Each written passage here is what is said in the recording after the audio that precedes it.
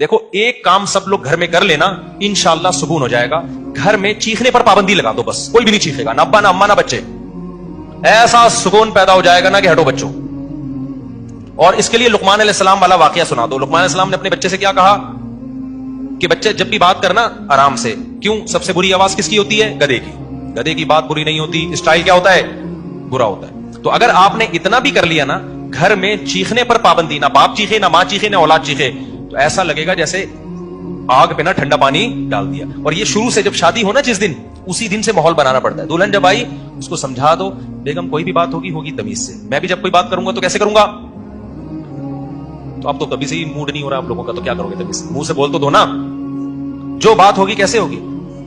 چیخنا چلانا نہیں ہوگا بس. آدھے سے زیادہ کام, کیونکہ بچے ماں باپ کو چیختا چلاتا دیکھتے ہیں تو چیخنا سیکھتے ہیں. ماؤں کو چیخنا چلانا دیکھتے ہیں, ہاں ماں بات بات پہ ٹوٹ رہی ہے, بچے کو پڑ گیا, چیخ رہی ہے, کم بخت, الو کا پٹھا پیدا ہو گیا, اور یہ وہ ایسا چیخ رہا ہے, تو پھر بچے کے اخلاق بھی ایسے ہی ہو جاتے ہیں. اور اگر آرام سے سمجھائے گی تو بچہ بھی کیا ہوگا؟ بات آرام سے کرے گا.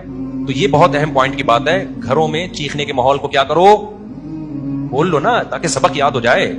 ختم کرو بیٹا تمیز سے. دلہن جب آئی ہے اس سے تمیز سے بات کا آغاز کرو. اس سے بولو میری کل آپ سے شادی ہوئی تھی, اس سلسلے میں حاضر ہوا ہوں. اتنی بھی تمیز صحیح نہیں.